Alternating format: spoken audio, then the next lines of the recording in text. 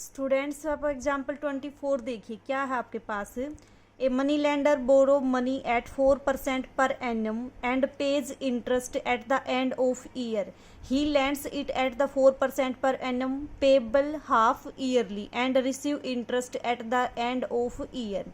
This way he gain rupees this in year. How much money does he borrow. तो देखो इसमें क्या है आपके पास। सबसे पहले तो इस एग्जाम्पल को करने से पहले जो इसका की पॉइंट है वो देखो। आपके पास एक तो होता है सिंपल इंटरेस्ट, एक होता है आपके पास कंपाउंड इंटरेस्ट। दोनों में क्या डिफरेंस है। सिंपल इंटरेस्ट में तो जो आपका प्रिंसिपल होता है वो क्या रहता है, सेम रहता है through out period. Compound interest में आपके पास क्या होता है कि हर साल के एंड में जो आपके पास इंटरेस्ट होगा वो प्रिंसिपल में ऐड हो जाएगा, ठीक है। और नेक्स्ट ईयर के लिए जो दोनों का सम होगा वो क्या बन जाएगा, प्रिंसिपल बन जाएगा। मीन्स मान लो आपने 100 रुपये किसी को दिए, ठीक है, उसके ऊपर आपका एक साल का जो इंटरेस्ट लगेगा मान लो आपका लगा ₹9, ठीक है। तो आपका जो अब सेकंड ईयर के लिए जो प्रिंसिपल बनेगा वो आपका 109 बन जाएगा। फर्स्ट ईयर के लिए जैसे 100 था तो सेकंड के लिए क्या बन जाएगा, 109 बनेगा। इसी तरह मान लो सेकंड ईयर में जो आपका इंटरेस्ट लगा वो 9 रुपये लगा, तो अगर आप थर्ड ईयर के लिए प्रिंसिपल देखोगे तो आपका वो 118 बन जाएगा। एक डिफरेंस तो ये। दूसरा डिफरेंस आपके पास क्या है कि अगर आप अमाउंट को जो आपका इंटरेस्ट है उसको एक फिक्स टाइम में पे कर देते हो, अगर आप इंटरेस्ट को फिक्स टाइम में पे कर देते हो तो वो आपका होता है सिंपल इंटरेस्ट। और अगर एक फिक्स टाइम में आप पे नहीं कर पाते तो उस केस में आप बोलते हो उसको कंपाउंड इंटरेस्ट, ठीक है। जैसे इसने क्या किया, जो आपका मनी लेंडर था 4% पर एनम की रेट से क्या किया, कोई अमाउंट लिया, बोरो किया, ठीक है, and pays interest at the end of year. देखो फिक्स टाइम दे दिया कि आपको जो ईयर है उसके एंड में उसने इंटरेस्ट को पे कर दिया, तो इसका मतलब जो इंटरेस्ट है वो कैसा है आपका, simple interest. He lends it eight 6% पर एनम पेबल हाफ ईयरली।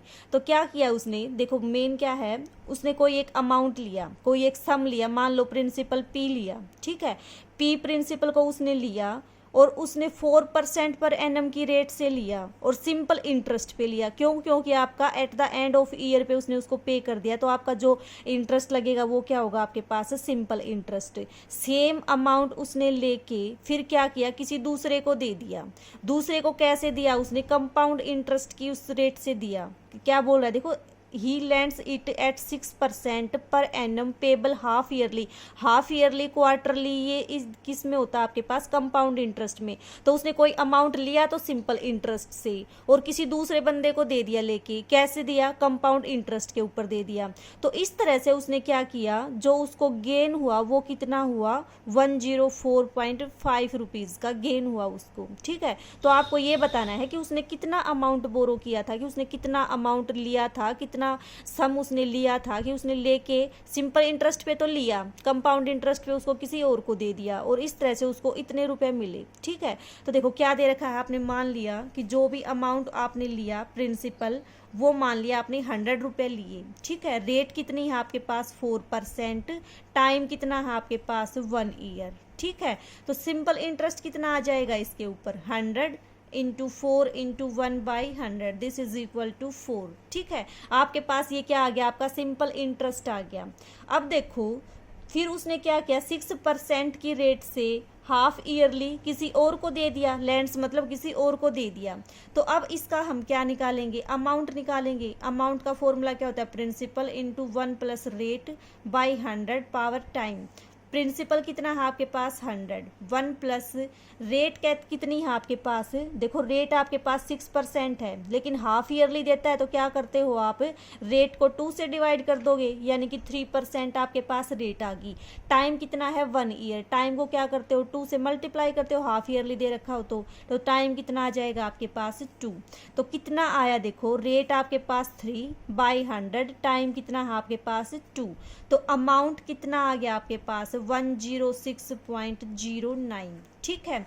ये तो आपके पास आया अमाउंट। कंपाउंड इंटरेस्ट कितना आ जाएगा, अमाउंट माइनस प्रिंसिपल, अमाउंट ये आपका, प्रिंसिपल 100, तो आपके पास कंपाउंड इंटरेस्ट कितना आ जाएगा, 6 रुपीज़ आ जाएगा। तो देखो उसने क्या किया, सिंपल इंटरेस्ट तो उसका 4, कंपाउंड इंटरेस्ट उसका ये, तो इसका मतलब उसको जो गेन हुआ कि उसने 100 रुपये किसी से लिए सिंपल इंटरेस्ट से, तो उसने ले लिए और दे कैसे दिए उसने, कंपाउंड इंटरेस्ट की रेट से।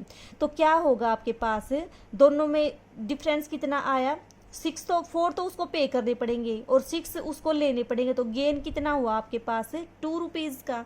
तो कितना आएगा देखो, gain is equal to difference of interest means 6.0 minus 4, कितना आ जाएगा 2.09। अब देखो अगर आपके पास गेन 2 रुपये का है तो प्रिंसिपल कितना है 100, अगर आपके पास गेन इतना है तो प्रिंसिपल कितना हो जाएगा, निकाल लेंगे हम यहाँ से। तो देखो कितना आएगा आपके पास कि अगर आपके पास गेन 2.09 रुपीज़ का है तो प्रिंसिपल कितना है आपका 100, ठीक है।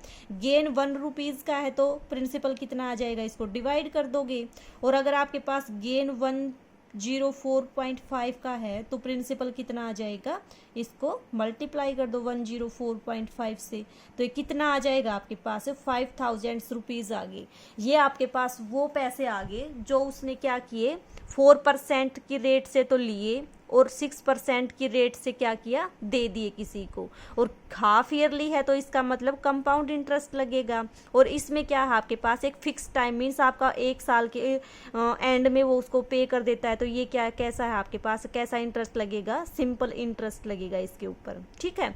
तो ये था आपके पास क्वेश्चन 24। इस टाइप के जो भी क्वेश्चन है उसको इस तरह से सोल्व करना, ठीक है।